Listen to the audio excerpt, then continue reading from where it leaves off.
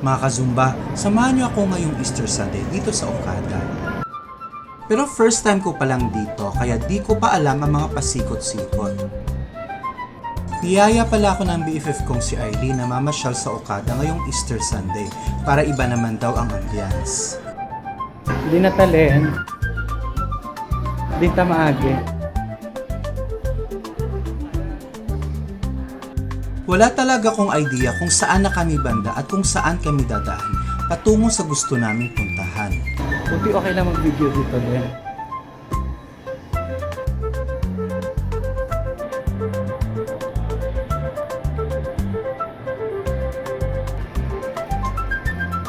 Parang maze kasi itong Okada, ang daming hallway na magkakonect. Buti na lang at alam na alam ni Arlene ang mga daanan at ang mga lusutan dito. Dito kami ngayon sa Okada para tikman ang Jollibee. Iba daw ang lasa ng Jollibee sa Okada. Ang daming tao sa Jollibee at wala na kaming maupuan, kaya naghanap na lang kami ng iba pang makakainan.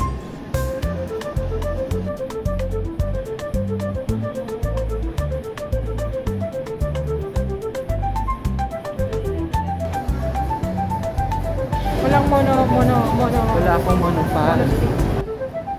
Sa dami ng mga restaurants dito, mahirap talaga pumili kung saan kami magla-lunch. Paris style po, sir. Yung sir po. May mga steak po, big chicken. With rice na rin po. Then, may mga drinks na rin po siya. Thank you. Welcome po. At dahil kinausap kami ni Kuya Sir, dito na kami sa Ferry Style kakain.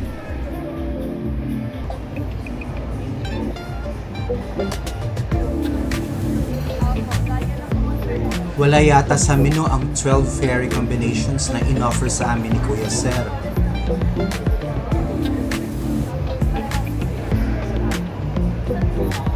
Ayun, nakaseparate nga. So, ano to, bangos no? Ano to, parang grill or daing grill? Okay na ako dito. Yung Ono Dos, Ono Dos, 7, 8, saka cheese.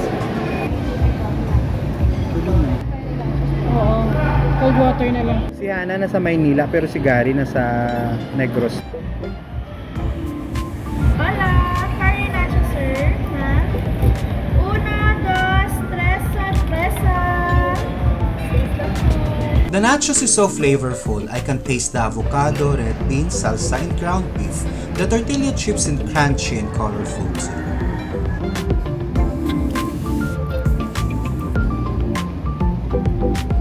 Sarap din.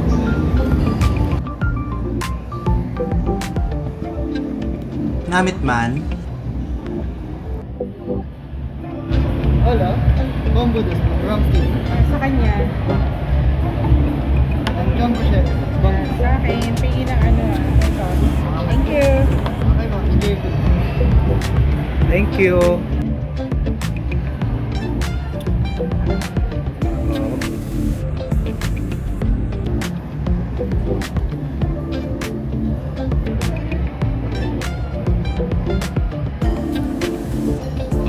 Grabe pa itong puro Java rice. Ito. Maliit lang. Go, kuha ka. Bakit? A knife? May knife tayo ngayon. Dito sa gutom na ako. Galit-galit muna.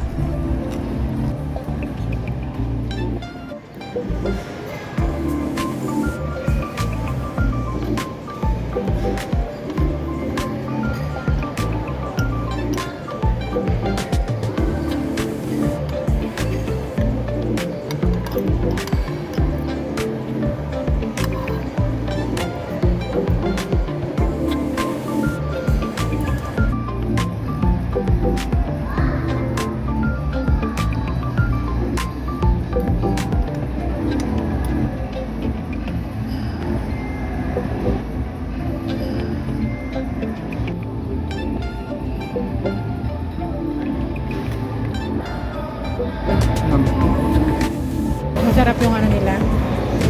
Makunat nga lang. Sa loob hindi. Ah, Yung sa labas lang yung juicy yan kasi rare eh.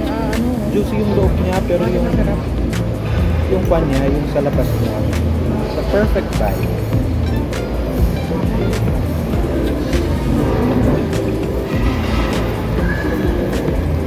Kalamawin na lang. Calamari nila napaka-play. Ano, may ano ka naman eh. Ano ba itong gravy? Parang balinsyana yung tsura ng rice nila. Siyempre provide ng suka kasi salsa na yung sa taas eh. Pero sanay pa rin tayong magsusuka. Nagpaalam muna ako kay Arlene na may pupuntahan ako. Ito na yata ang pinakamalamig na CR sa buong Okada.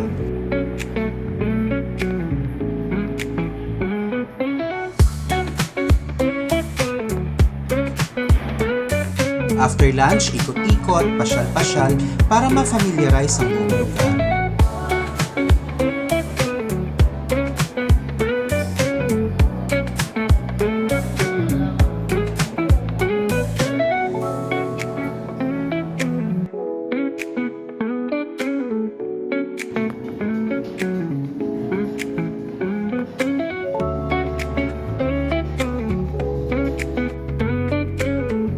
Nang hapon, nagyaya si Arlene na lumabas sa garden. Baka ito na rin ang last na makita ko ang Baywalk sa likod ng Okada dahil ongoing na ang reclamation. For coffee, dumaan kami sa Randy's Donuts.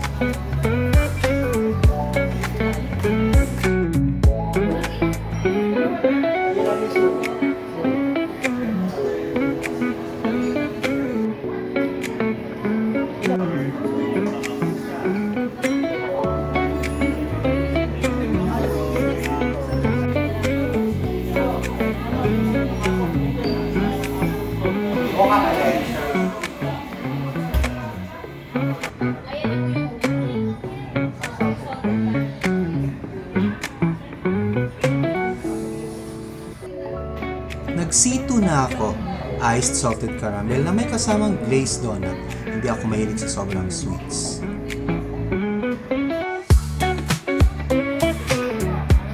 Ang tapang ng kape nila.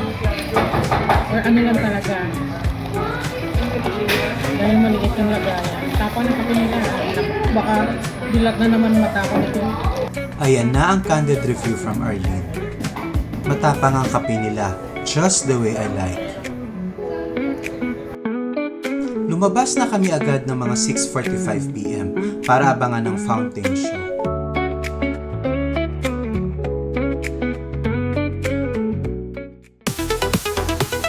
Nagkaroon muna ng mga performances sa stage bago inilawan ng fountain.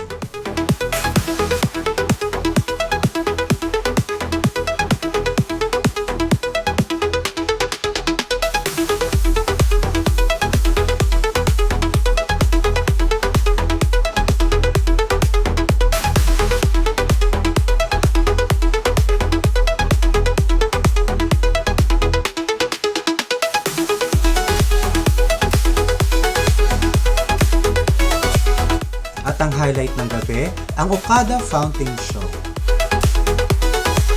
From getting lost in hallways, devouring fairy combos, and spotting the Baywalk to sipping strong coffee and watching magical fountains. What an Easter adventure!